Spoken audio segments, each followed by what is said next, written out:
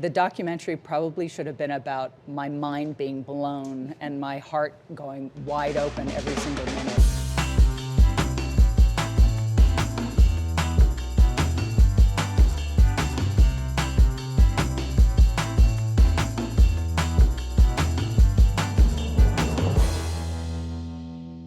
Well, thank you all for being at our Sundance studio. And Alex, I wanted to start with you. What inspired you to want to make this documentary, and did you have to convince Alok to agree? Well, starting with the real question. Starting with the real question. I met Alok and immediately was taken by the way they express themselves, the message, their extraordinary mind and heart and spirit, and kind of right away asked you if I could start following you with a camera. I sort of imposed myself on you, and you were very gracious. Alok, what was your reaction when you first heard Alex's pitch? I mean, the proof is in the pudding. Alex takes a mean Instagram photo. So, and when it wasn't just my opinion, when I remember I posted a photo that Alex had taken, and people were like, this is a really amazing photo. I was like, okay. So the audition was met with amazing success, and I said, sure, why not? And there felt something kind of like punk about just like, I just want to come with you on tour. I don't really know what I'm doing. I just want to capture moments. I was like, okay, cool. But touring with me is chaos, so I had to let Alex know, you're not going to be sleeping. You're going to be having existential crises every day. You'll probably not be able to sleep when you go to your bed because you'll be processing everything that we just witnessed. Is that what happened for you? That is exactly what happened. The documentary probably should have been about my mind being blown and my heart going wide open every single minute. It was such an experience just being with them, and I wanted to capture that. I wanted to share it with as many people as possible. And it sounds like you went in maybe without an exact vision of what this was going to be. So once you did capture all of this footage, how did you put it together into this short? It was important for me to go in without an agenda, other than just following the yes that said, I want to be around and with and follow this person.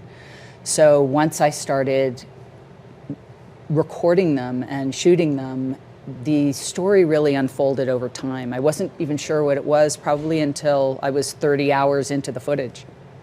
And Jodie, how did you get involved? And is working with your spouse a decision you make lightly? Well, I got very lucky because I was able to see some of the footage and recognize immediately that it was powerful, that I felt changed by it. I felt challenged by it, which is, I think, the point, you know. And as the elder statesman of the group, for me, learning something is the whole point. Especially at this point, you know, I've had my time, and it was a great time, but it's other people's time. So it's the most magnificent thing for me to be able to be supportive of new voices that I get to learn from. And when you were sort of witnessing and observing all of this, was there a lesson or a takeaway that felt profound to you? Yeah, you know, the opportunity that we have as filmmakers and as subjects as well is to communicate to the world that we make a choice to be better. We can make a choice to be better. That we can make a choice to be happy, we can make a choice to be fulfilled, and to connect with others, and to be gracious and grateful. And that's what I feel like the film is about, and I got to do that as well. And Alok, I'm wondering, did it feel cathartic to make this documentary, have these interviews, and get to express yourself in a way that you might not have been expecting because you weren't anticipating maybe making a documentary? It's interesting you asked that, because when I was watching, I was like, dang, I said that? It's really helpful to have a trace because I'm so busy living it. And Alex has always taught me the importance of archiving a moment, to document we were here, this happened, so that in the future no one can say there weren't people like you or there weren't people thinking this way. And so I think it was a really exciting opportunity for me to take inventory of my own life, my own career, my own thoughts, and have something palpable that I could return to and be like, this catalog's a really important moment in my thinking. And what felt most special to me is showing the world my friends, Alex became part of that orbit, and there's nothing like it. It's like you can go anywhere in the world, and I know the one person you need to meet. When most people give tourist recommendations, it's like the best restaurant, but I'm like the best conversation, and I know who you can have it with. And so I really appreciated also seeing my friends' brilliance be amplified there, because that is me. And I think Alex really understood that so central to my practice is being in conversation with my friends. And you come from a family of academics and activists. Did you always feel comfortable having a platform? No, because the academic life is often very solitary. It's often being in the study, thinking, and engaging with other academics. What's different about what I have to do is I have to engage with the entire world. And not everyone does their homework, unfortunately. So I think it's something that I've had to learn and grow into, but what's been really amazing is having the support of my family. I think the most powerful privilege that I have, especially as a trans person, is my familial support. My parents have both watched the film and both love it. And that's really meaningful to me to be able to share that with them, because that we is something I think trans people often, we have a fraught relationship with our families of origin. So being able to include my family alongside my friends, I think, I don't want to speak for Alex here, but was really communicating like it's this larger family, our chosen and our born. When I was watching it, it felt refreshing to hear from someone who had faith in the power of compassion and love and all of these positive feelings. So for all of you, what's your message to people who might feel defeated by the state of the world right now? It's a big one. That's a big question. You see me turning to Alok because I'm always learning through Alok, and I think this is a difficult time. It's a time where we talk about, and Alok talks about, living beyond the binary. But I think that this binary thinking is one of the most harmful things. It is the cause of the pain and the suffering in the world. And what trans people are teaching us is to take all parts of ourselves, the parts that we want to exile, and bring it together with the parts that we show to people, the parts that we hide, everything to bring it together. And this film is unifying. Alok's message is unifying, and I think we need it right now, during this time more than ever. I would say friendship is the antidote to despair. So take your loneliness and democratize it. Ask someone in your life, do you feel the same existential terror? See them say yes and talk about it. That's how we begin to change things. I think the crisis is when we keep that pain inside. And what I hope our film really illustrates, it's through vulnerability, which is often dismissed as weakness, that we can actually create pathways to connection that end up creating synergies, that's what's going to change the world. But what my diagnosis of what's wrong right now is people are just sequestering all that grief internally rather than actually publicizing it. And I hope that this film creates a space for people to feel and emote together. What gives me hope is the work of artists who are creating space for people to be irrational, for people to be idiosyncratic, for people to be human.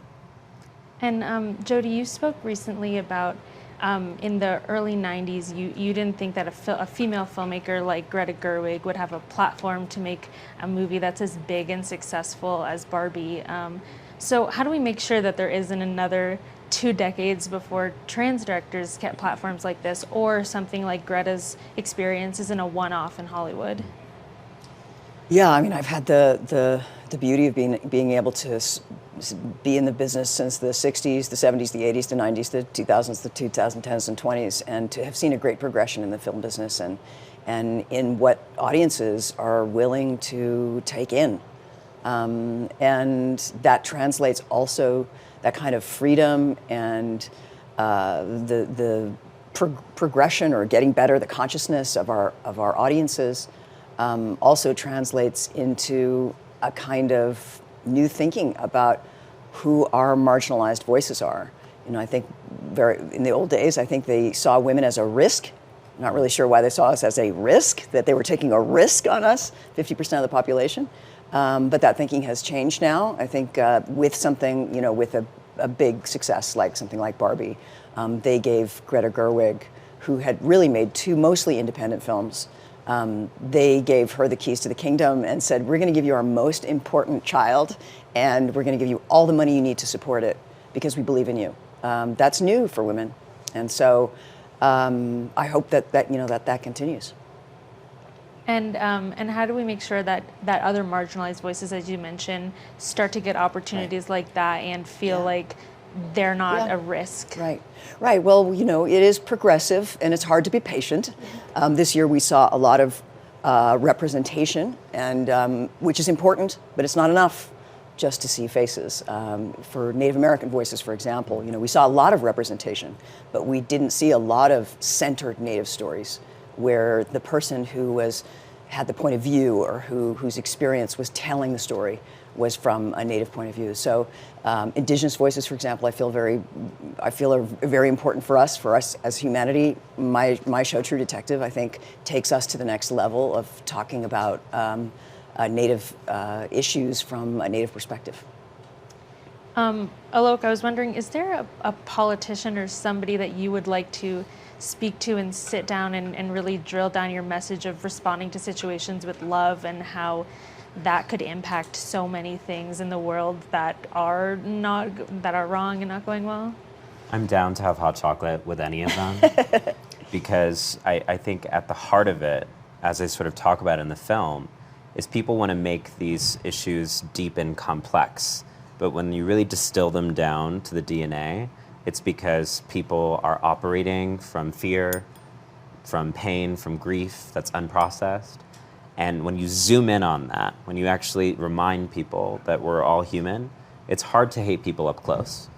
And what I've seen happen, especially in my community, is more people report seeing a ghost than a trans person, which means I have to text back my friends, I know. But I feel like what's happened right now is people don't actually encounter us face to face. They just read articles about us, they Google us, but they don't know us. So I mean, maybe I need to do a tour across America where I just invite anyone to come and have a hot chocolate with me and ask the questions. Because once you actually encounter us, you realize that we're dealing with the same issues and all this division is holding us back from our shared humanity. And the documentary starts and ends with the pronoun of we. What do you hope that resonates with audiences about that idea? Mm-hmm. I think there's a way in which so many issues get seen as us and them. Even within the LGBTQ movement, there are allies and then there are people impacted. But why would we want to live in a world where people were persecuted for being glamorous? That's not a world that's good for anyone. So actually, trans rights is not just for transgender people. It accelerates freedom, joy, and beauty for all people. And so why we is important is that the point of activation for all struggles shouldn't just be I'm in solidarity with. A world in which Native filmmakers can tell Native stories creates a better industry for all of us, even if we're not Native, because it reflects what life actually is. And I think that's what the goal of cinema should be. For so long, it's been about marketing aspiration, but I hope the next generation is, let's really get honest about how painful and how wonderful the world is. And on a lighter note, in the documentary, you talk about not needing a reason to dress up for anything because life is the main event. It doesn't need to be a big gala or anything. So how has that inspired your Sundance attire? Thank you so much for asking the important question. So there's a lot of misinformation, like people don't dress up at Sundance, that erases those of us who do. And there's a lot of misinformation that it's impossible to be fashionable in the winter, which I think is incorrect. And what I've continually demonstrated every day of Sundance with my multiple outfit changes is that it is in fact possible to do that fashion at Sundance. But jokes aside, I feel like the reason fashion is so important to me is its self-celebration.